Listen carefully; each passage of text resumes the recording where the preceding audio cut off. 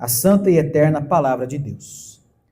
Dentro do peixe, Jonas orou ao Senhor, o seu Deus, e disse: Em meu desespero clamei ao Senhor, e ele me respondeu. Do ventre da morte gritei por socorro, e ouviste o meu clamor. Jogaste-me nas profundezas, no coração dos mares, correntezas formaram um turbilhão ao meu redor. Todas as tuas ondas vagas passaram sobre mim. Eu disse: fui expulso da sua presença. Contudo, olharei de novo para o teu santo templo.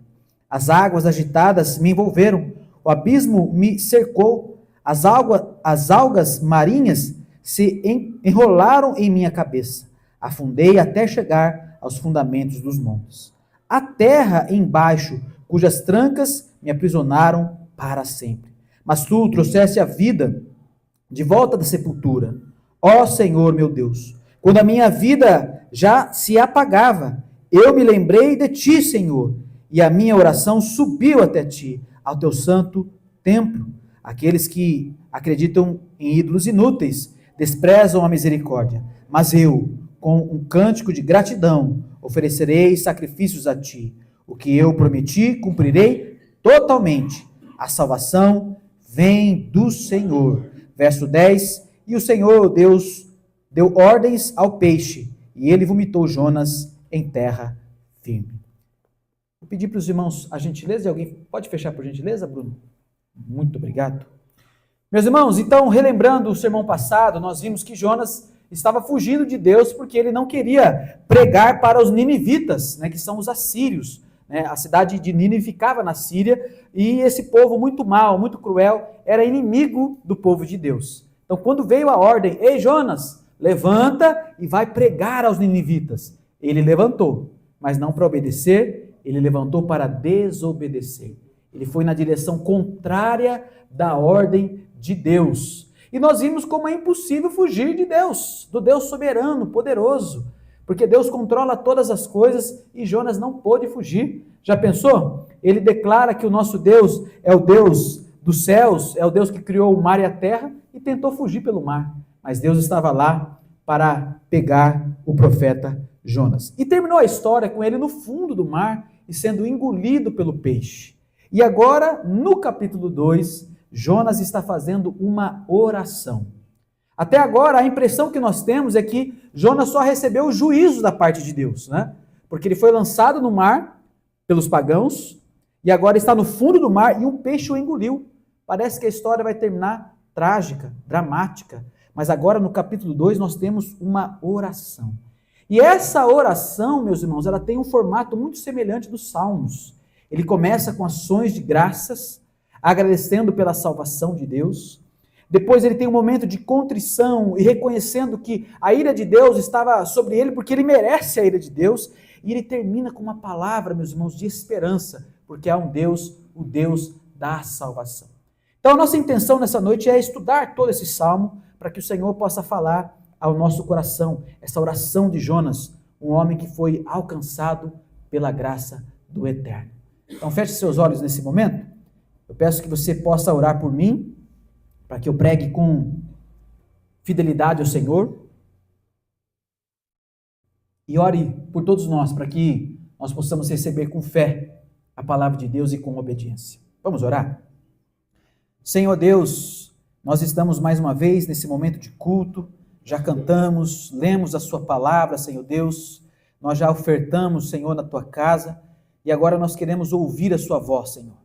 E precisamos que o seu Santo Espírito haja no nosso coração, para que não seja só um momento de entretenimento, de conhecimento, Senhor Deus, mas que essa palavra possa gerar vida, Senhor, na nossa alma, para que a gente creia mais, para que a gente ame mais o seu reino, e para que a gente compreenda qual tamanha graça nos alcançou.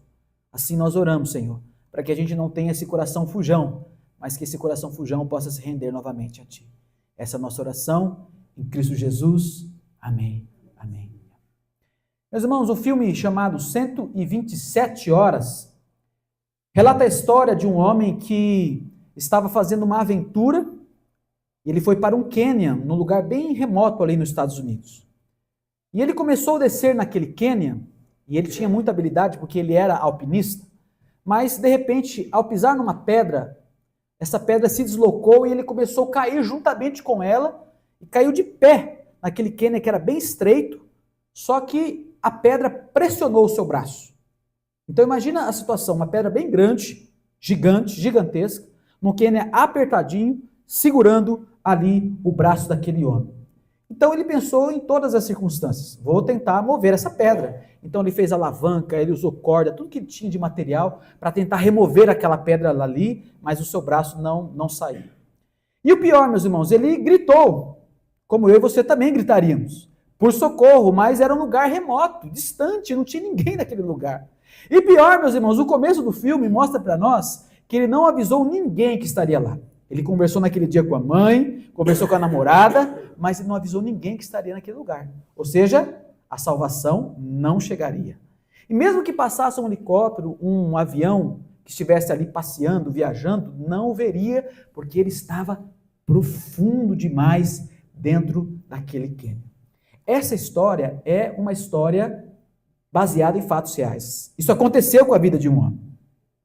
E ela terminou, meus irmãos, não de maneira trágica, mas de uma maneira que nós percebemos quanto o ser humano consegue ser resiliente e sair de uma situação de morte.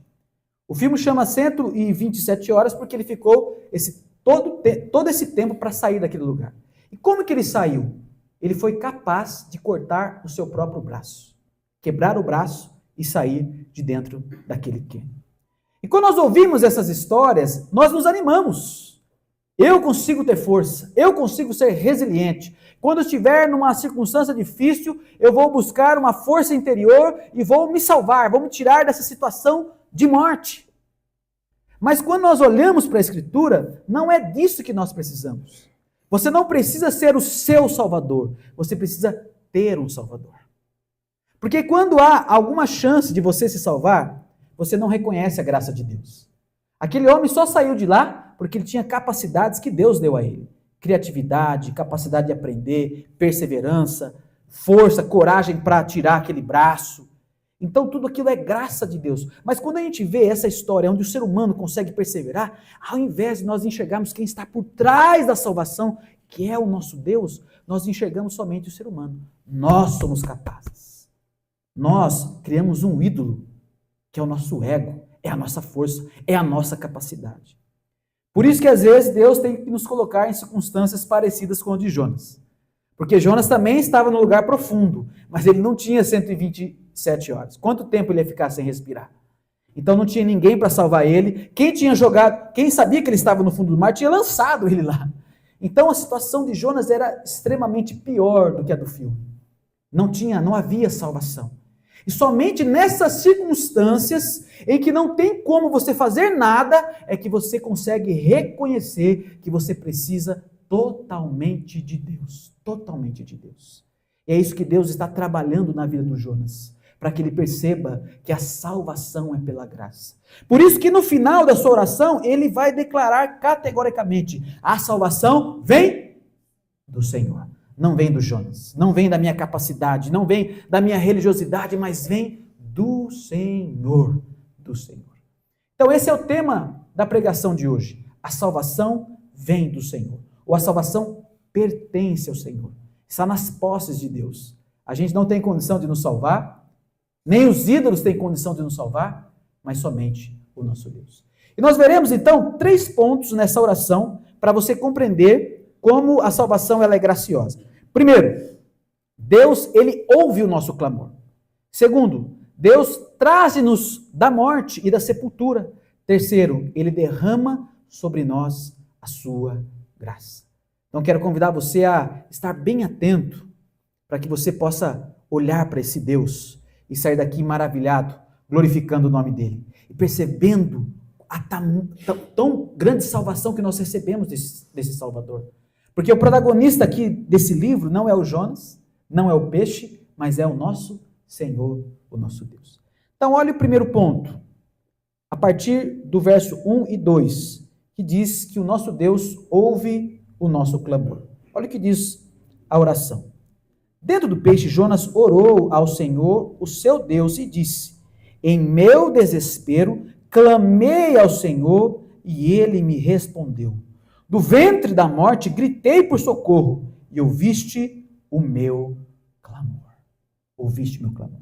Então Jonas, veja que ele está dentro da barriga do peixe, agradecendo por algo que aconteceu fora da barriga do peixe. Ele estava numa situação tão difícil, que a única coisa que ele podia fazer é clamar.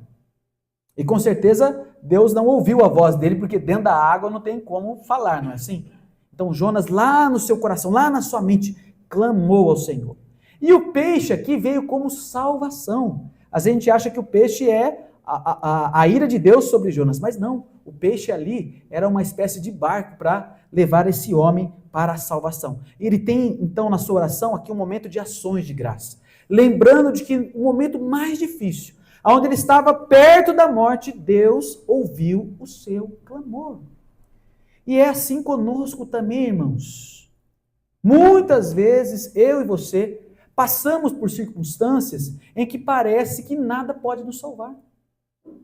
Não como a de Jonas, lá no fundo do mar, mas às vezes aqui, na superfície. Você olha para as pessoas ao seu redor, parece que não tem saída, ninguém é capaz de entender a angústia, a ansiedade, o sofrimento do seu coração e a impressão que você está envolvido por esse mar, por essas algas na sua cabeça. É claro que Jonas estava fisicamente lá naquele lugar. Aqui não é uma historinha somente para a gente entender algo que acontece espiritualmente. Ele verdadeiramente estava no fundo do mar. Mas isso representa também circunstâncias que nós passamos na vida. Pessoas ao nosso redor não podem nos entender e muitas vezes o nosso coração mente para nós dizendo que Deus não está nos ouvindo. Você já esteve nesse lugar como Jonas? A impressão de que Deus não nos ouve? Eu já estive lá. Você ora, parece que não tem ninguém do outro lado. Ninguém vai nos ouvir. Isso, meus irmãos, é o pecado dentro de nós que mente para nós que Deus não nos ouve. Ou o mundo, ou Satanás mente no nosso ouvido, dizendo, ei, Deus não pode te ouvir, não adianta clamar, não adianta orar. O mundo faz isso conosco. Quando nós lemos os Salmos, muitas vezes os salmistas relatam o que o mundo está dizendo para eles. Aonde está o teu Deus? Eles estão passando por dificuldades, perseguições, e parece que a oração não é respondida. Então o mundo olha e fala assim, ei, aonde está o seu Deus? Então são mentiras de Satanás, do nosso próprio coração pecaminoso e do mundo acerca de Deus. Mas quando nós olhamos a oração de Jonas, nós entendemos que o nosso Deus, ele ouve o nosso clamor. Você pode clamar, ele te ouvirá. Você pode ter essa certeza no coração. Certa vez, o pastor Augusto Nicodemos, que é um dos pastores mais conhecidos na igreja presbiteriana, ele contou um fato que aconteceu com ele, em que ele se encontrou parecido com Jonas, num lugar onde a sensação era que Deus não podia socorrê-lo. Ele foi estudar, fazer o seu doutorado em teologia, e ele teve ali uma dieta de livros que criticam a Escritura, porque o seu professor, aquele que estava o orientando, passava esses autores. O seu professor era ateu, queria minar a fé dele. Então, no doutorado, você precisa ler muito. Então, imagina ele o dia todo, a semana toda, o mês todo, o ano todo, lendo autores que criticam a Escritura, tentam tirar a confiança e a credibilidade da palavra de Deus. E ele chegou no momento, depois de ser pastor por muito tempo, caminhado com Deus por muito tempo, numa crise de fé. Será que Deus existe mesmo? E ele disse que ia orar, falar com o Senhor, e a sensação que Deus não estava do outro lado. Meus irmãos, eu estou falando de um pastor experiente, alguém que já tinha vivido com Deus, experimentado a graça de Deus, a misericórdia do Senhor na vida dele, mas de repente ele se encontrou nesse lugar parecido com Jonas. Deus não está me ouvindo. Será que Deus realmente existe? E mesmo assim ele insistia em orar, mesmo com aquela sensação de que o Senhor não estava ouvindo ele do outro lado. E ele disse que certo dia ele ligou para o pastor dele que havia enviado ele para o doutorado, um homem também muito culto, inteligente, e disse o que estava acontecendo, contou. E aí o pastor disse assim, o que você está lendo? Ah, estou lendo esse autor, aquele autor. Ah, já sei. Então leia esse que vai refutar esse livro, esse que vai acabar com aquele livro.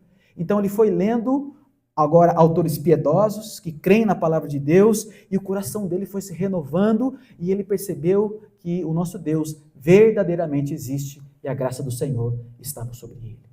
Então, meus irmãos, mesmo quando ele não estava com a sensação de que Deus estava ouvindo, Deus estava ouvindo a oração dele. Por isso que nós precisamos sempre clamar. No momento da angústia, da dor, da aflição, no momento em que você pecou, está se sentindo distante de Deus, achando agora Deus não vai me ouvir mais, eu sou um pecador. É verdade, você é um pecador, mas creia, Deus está te ouvindo. A palavra dele nos dá uma ordem. Aqui, na verdade, o Jonas está confessando, mas em outras partes da Escritura há uma ordem clara. No Salmo 50 ele diz assim: invoca-me no dia da angústia, e eu te livrarei, e tu me glorificarás. Então é uma ordem para o crente. Ou seja, você crente, no momento da angústia, não deve procurar abrigo em outro lugar. É somente em Deus. Não são nos ídolos, não é na força do nosso braço, mas somente em Deus. Mas há também, meus irmãos, uma promessa acerca de nós buscarmos o Senhor. Ele diz: buscar-me-eis e me achareis, quando me buscares de todo o coração. Há uma promessa. Se nós buscarmos o Senhor, Ele será encontrado. Então, se eu e você saímos daqui com essa convicção, que nos momentos de dificuldade, de luta, onde parece que as luzes se apagaram, que Deus não está nos ouvindo, que as pessoas não podem nos ajudar, nós precisamos clamar a Deus, buscar o Senhor. E poderemos então confessar como Jonas: no dia da minha angústia, no dia da minha aflição, Ele ouviu o meu clamor. Você crê nisso? Você crê que Deus ouve a nossa oração? Então clamemos ao Senhor, clamemos ao nosso Salvador. Mas, meus irmãos, nós temos então aqui o nosso segundo ponto. Porque esse Deus que ouve a nossa oração foi capaz de tirar o Jonas da sepultura. Não é qualquer Deus, é um Deus todo-poderoso. Esse então é o nosso segundo ponto. Deus traze-nos da sepultura, traze-nos da morte, que é a nossa maior inimiga. Eu sei que você tem muitas lutas no dia a dia, mas a maior luta que nós temos é contra o pecado e contra a morte. E Deus tem poder de derrotá-los. Leia o texto comigo, por gentileza, a partir do verso 3. Jogaste-me nas profundezas do coração dos mares. Correntezas formaram um turbilhão ao meu redor. Todas as tuas ondas e vagas passaram sobre mim. Eu disse: fui expulso da presença.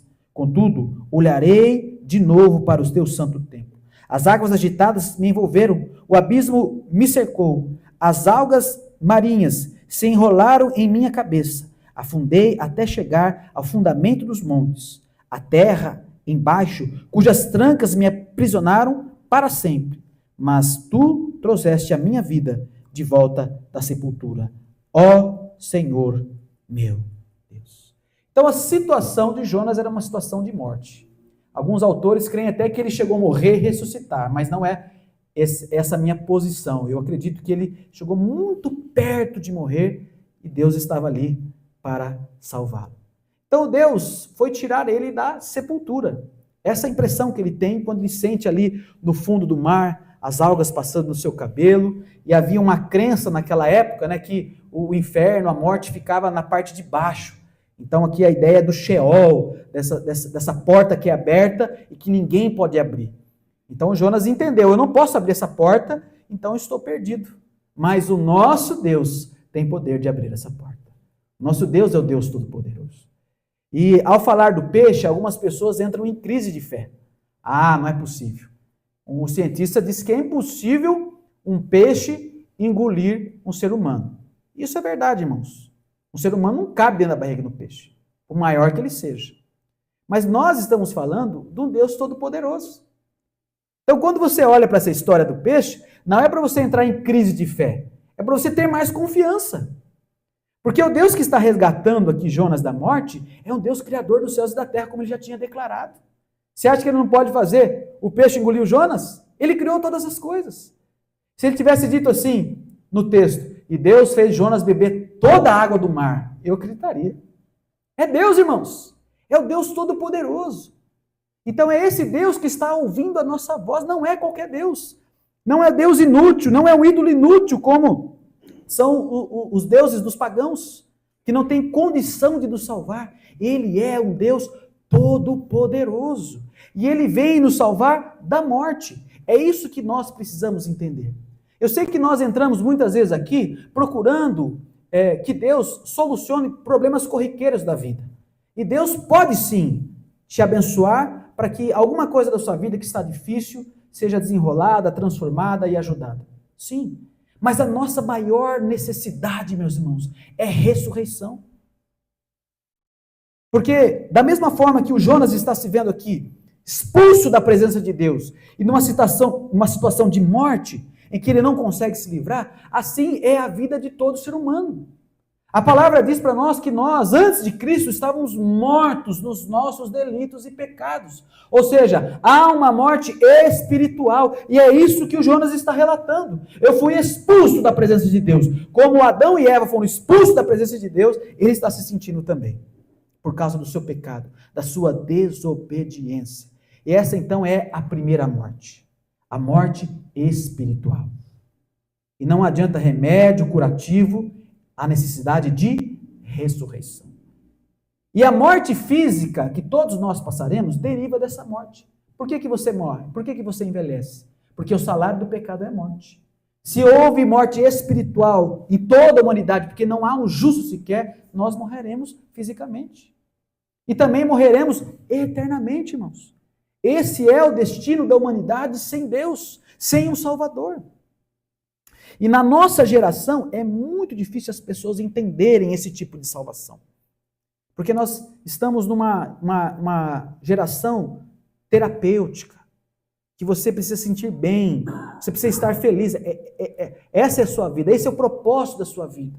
Então não importa se você está quebrando algumas leis do mundo, que são morais e éticas. Afinal, na cabeça deles, a ética e a moral é relativa. Então eles não conseguem enxergar como Jonas, eu estou perdido, a ira de Deus está sobre mim. Então ninguém enxerga que precisa ser salvo, que precisa de uma salvação porque é pecador, porque afinal o que importa é ser feliz. Mas quando nós olhamos aqui, a nossa necessidade, meus irmãos, é de ressurreição. Você precisa nascer de novo, você precisa nascer para Deus, você precisa ser uma nova criatura. É isso que o texto está nos mostrando, irmãos. É isso que o texto está nos mostrando. J. Packer, ele conversando com um teólogo amigo, acerca da morte que a Bíblia nos mostra, quando Jesus nos resgatou, e nessa conversa, o seu amigo disse assim, olha só como é profundo a palavra de Deus. Cristo veio nos resgatar quando nós estávamos na água, assim, nos debatendo e afundávamos, perdíamos o fôlego e voltávamos debatendo, pedindo socorro, e de repente Jesus veio, pegou-nos pela mão e nos salvou. O J. Parker disse, não foi assim. Quando o Senhor Jesus veio nos salvar, nós estávamos mortos no fundo do rio. Não havia vida. Não havia vida, ninguém pode crer, ninguém pode amar, ninguém pode obedecer a Deus. Essa é a condição humana. É disso que nós precisamos ser salvos. E é isso que Jonas está entendendo. Que ele precisa dessa salvação. E o Deus Todo-Poderoso é capaz de salvá-lo. Somente o Deus Poderoso é capaz de redimir. Por isso que nós entramos então, meus irmãos, no terceiro e último ponto. Que fala do Deus que derrama graça sobre nós. Essa salvação, meus irmãos, ela não é pelas obras, mas é pela graça do Senhor. Por que Ele te ouve? É pela graça. Por que Ele te salva, te tira da morte? Somente pela graça. Veja o restante do texto, por gentileza. A partir do verso 7. Quando a minha vida já estava apagada, eu me lembrei de ti, Senhor, e a minha oração subiu até ti, até o teu santo templo. Aqueles que acreditam em ídolos inúteis desprezam a misericórdia, mas eu, com um cântico de gratidão, oferecerei sacrifícios a ti, o que eu prometi, cumprirei totalmente. Então, os olhos de Jonas, naquele momento, estavam no templo. Por que no templo, irmãos? Porque no templo é onde acontece o sacrifício, aonde o cordeiro é imolado em cima daquele altar, em cima da arca da aliança, que está os 10 mandamentos. Os mandamentos que eu e você somos incapazes de cumprir cabalmente. Por quê? Porque somos pecadores. Então, quando aquele cordeirinho era imolado e seu sangue era derramado, estava cobrindo a multidão de pecados que nós temos. Era assim que no Antigo Testamento prefigurava aquilo que Jesus Cristo faria por nós. Por isso que Jonas tem os olhos no templo. Ele sabe que a salvação é somente pela graça do Senhor. Por isso que ele quer oferecer sacrifícios. E hoje nós não precisamos mais oferecer sacrifícios, porque Jesus Cristo morreu de uma maneira cabal, completa. Ele nos salvou dos nossos pecados. É isso que o nosso Salvador fez por mim e fez por você. E é pela graça, meus irmãos, que nós recebemos então salvação e ressurreição. É pela graça do Salvador. O pastor Luiz Saião contou uma vez, num podcast, de como foi a sua conversão. E ele passou por momentos muito difíceis na sua infância, porque ele não tinha pai nem mãe e foi morar com o avô. O avô cuidava muito bem, era abastado financeiramente, mas o avô veio a falecer também, ele passou a ser criado pelo tio. Então imagina a dificuldade. Geralmente, né, as pessoas têm os seus afazeres, e por mais que ame, não cuida como o pai, como a mãe. Então ele se revoltou e tinha uma dor no seu coração, uma angústia na sua alma, e se tornou um menino rebelde na escola, quebrava o vidro da escola, brigava com os coleguinhas, era uma vida assim muito conturbada. Quando chegava o dia das mães, e ele não tinha mãe para agradecer, para dar um presente, para cantar uma musiquinha, ele ficava realmente angustiado e revoltado. E um dia ele, ainda criança, fez uma oração ao Senhor.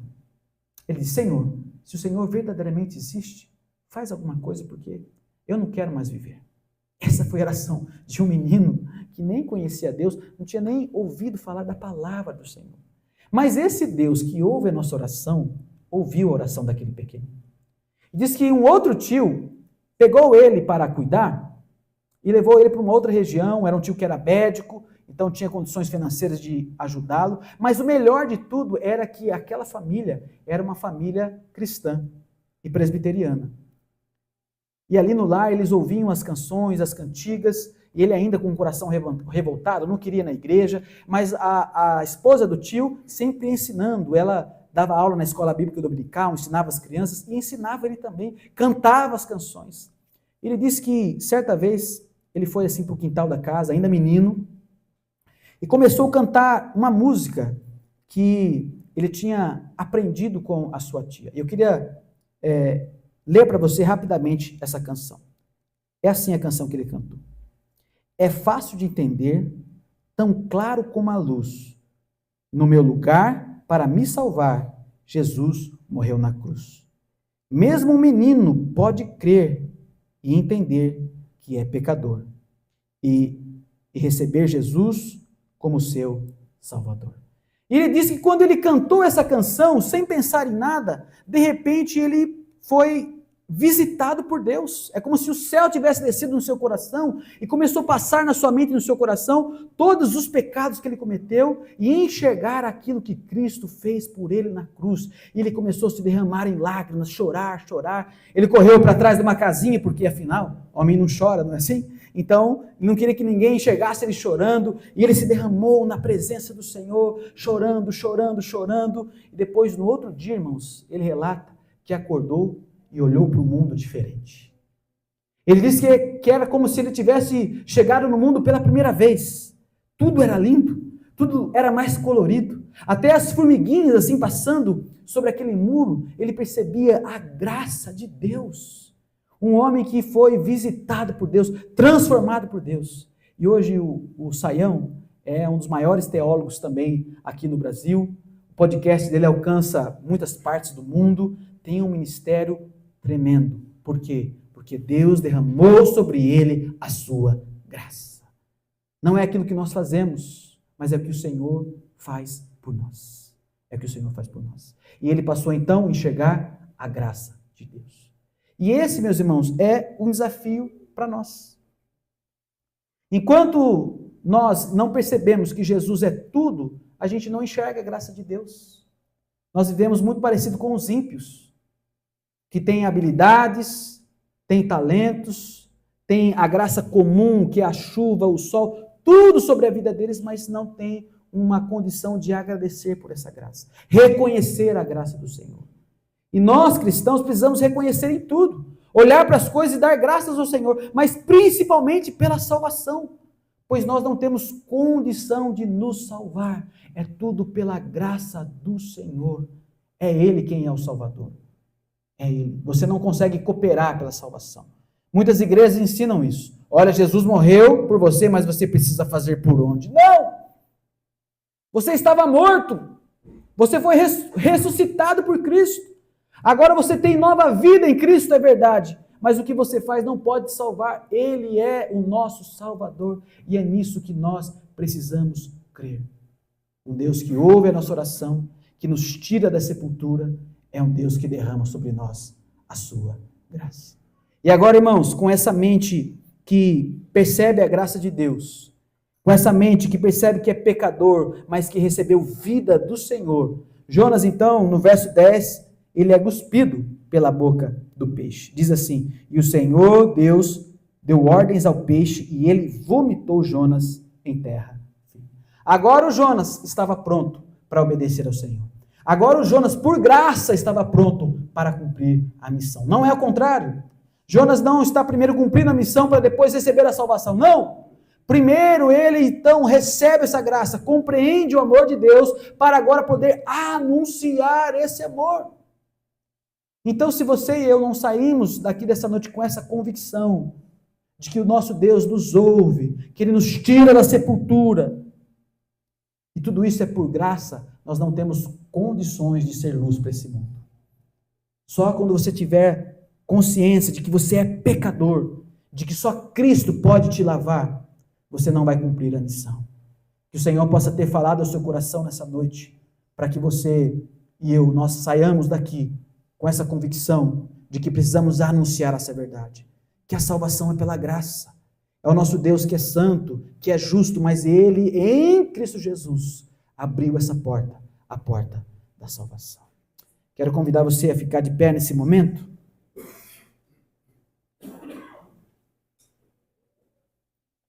Convidar a nossa equipe de louvor, por gentileza.